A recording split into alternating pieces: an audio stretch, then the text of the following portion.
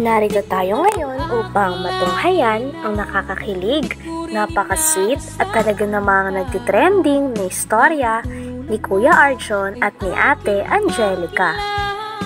Sa pagpapatuloy ng ating istorya ay kakaiba nga ang naging vlog nila dito sapagkat sa vlog nito ay hindi naman si Kuya Arjon ang manlilibre sapagkat oras na daw para gumandi naman si Ate Angelica. Sa vlog na ito ay shinare naman ni Ate Angelica ang lahat ng blessings na binibigay sa kanya sa mga vlog nila.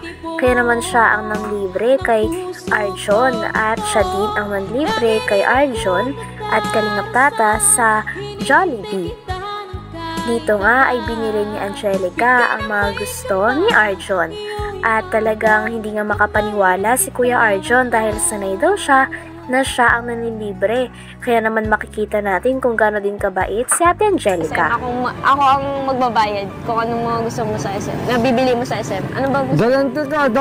Hindi ako naman ang manlilibre kasi ayoko naman na ikaw lang yung bigay ng bigay. Gusto ko din makashare ng ano, yung natanggap mo kaninang blessing, gusto ko din mag-share sa'yo. Kung nabaga. Sana kita ngayon. Pero bakit parang ang galing sa utuwa? Okay na, Arjon. Dito na tayo. Ready ka na ba? Na bumili ng gusto mo. mukhang hindi ako sanay. Sanay ako nang ako yung nanlilibre sa babae. Pumayag ka na. Ako naman yung manlilibre ngayon kasi gusto ko din mag-share ng blessing. Grabe naman. Ano bang gusto mo dito bibiliin mo sa SM? Nakakahiya eh. Hindi, pumayag ka na. Headset. Headset. Tapos ano pa? Ha? Ano pa? Headset? Sana Headset. Ano ba yung gusto Ano ko? pa yung gusto mo? Yeah! Ano po? Ay, ano? Na-adjustable. Na-adjust. Ay, wow. Galing. Ay, may pang-ano na siya. Ganda bagay sa'yo. Harap sa camera. Sana Gusto mo na to? Hindi na walang radio. Ano, kukunin na natin. Patingin dahil ako? Dali, tingnan mo. Kinakonect sa Bluetooth? Apo. Bagay sa'yo.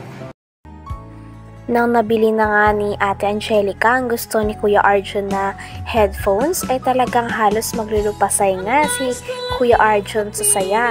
Talagang napahiga pa siya nun sa sahig dahil sobra talagang kasiyahan sa kanya. At syempre, ganun din si Ate Angelica. Sobrang saya din ni Ate Angelica sapagkat nakita niya na masaya si Kuya Arjon. Grabe talaga ang dalawa na ito dahil parehas nilang mahal na mahal ang isa't isa.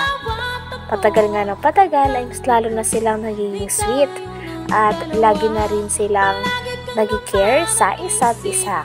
Sabi din dito ni Ate Angelica ay gusto niya rin daw ilibre si Kuya Arjon sa kanilang kakainan. Nang sa ganon ay ma-share niya naman ang blessings na binibigay sa kanya. Sapagkat dapat daw ay pati din siya nag-share yung hindi yung palagi na si Kuya Arjon lang ang gumagastos sa kanilang mga dates. Uwi. Sa'yo na. Ano ako? Sugar daddy mo? Hindi. Grabe ka naman. Sa sugar daddy. Masaya po. Share mo din yun. Ganun. Ito na yung gift, Hoy! Parang ano dyan, Kuya! Gagulong ka. Parang mali. Kuya, ang dumi dyan! Hoy! Ang dumi dyan! Grabe. Kailangan tayo na. Parang ako sa kulit. Parang inabot ako ng grabe. Hayaan mo, magbawi ako. Uy lang. Hoy, dali na. Ako na yan. Mabayan. Sige. Sabi naman, yung ballpen balik mo daw. Ano? Grabe. Alam mo naman, Arjon, special ka sa akin.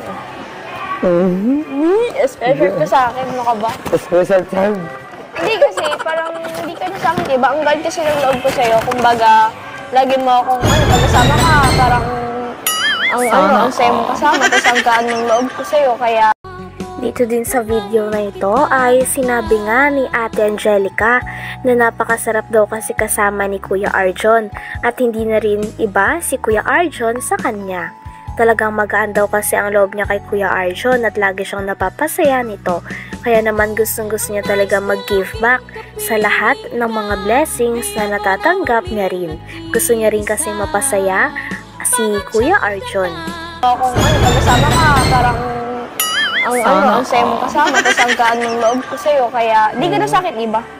Hindi, ako na yan. Ako na to. Sige, sa'yo na. Oo, masakit sa sukat. Sa'yo nga.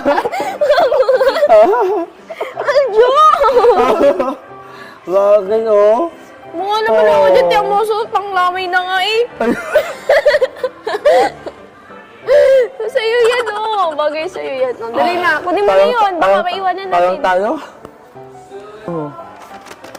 Welcome. Thank you po.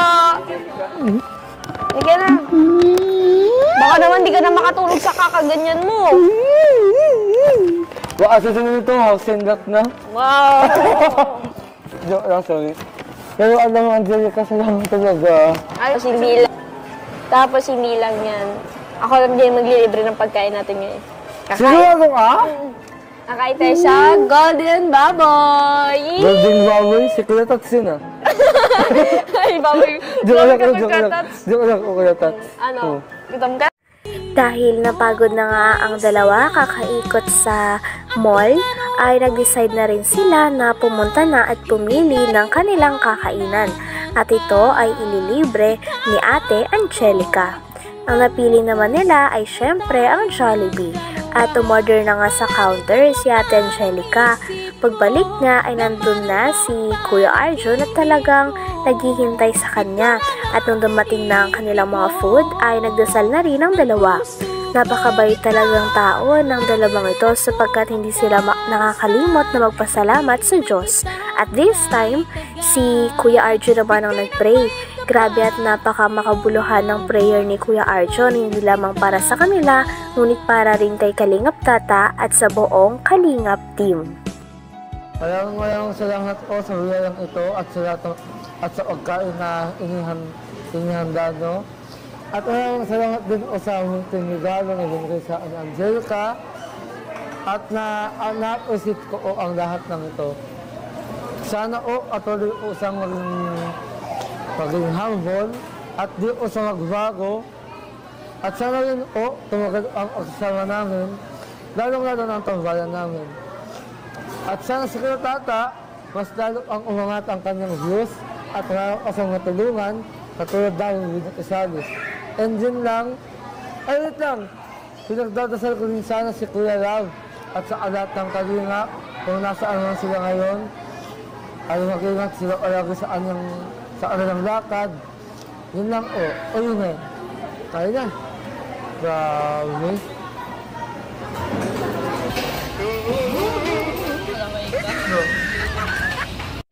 So ayan, grabe. Uhaw na uhaw si Arjon, no? Grabe, uhaw na uhaw, oh. Ay, nag-bring home pa, oh. Ayaw, mami. Para kay mami, ay grabe. Kaya niya mo talaga kamahal si mami mo, ano? Oo. Gaano mo kamahal si mami mo? Ha? Gaano mo kamahal si mami mo? Sobra. Sobra. Kaya take out na lang po, ayaw mo na? Oh, take out yan. Kaya take out po.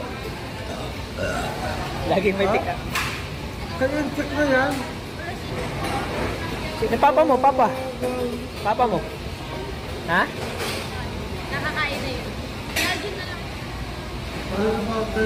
Grabe. Grabe at sobrang na-enjoy talaga ni Kuya Arjon at Ate Angelica ang araw na yon. Sapagkat bukod sa nakapag-bonding sila, ay natulungan din ni Ate Angelica si Kuya Arjon. Talagang napakaraming tao nga at mga fans ang natuwa sa dalawa sapagkat bukod sa napakabait nila ay kitang-kita din na may malasakit na sila sa isa't isa. Kaya nga hangang-hanga rin si Kalingap Tata sa dalawa dahil napakagaling nitong artista at talagang naiintindihan nila ang isa't isa.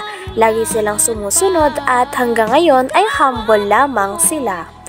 Kaya naman napakaraming tao din ang gustong tumulong kay Ate Angelica at Kuya Arjon.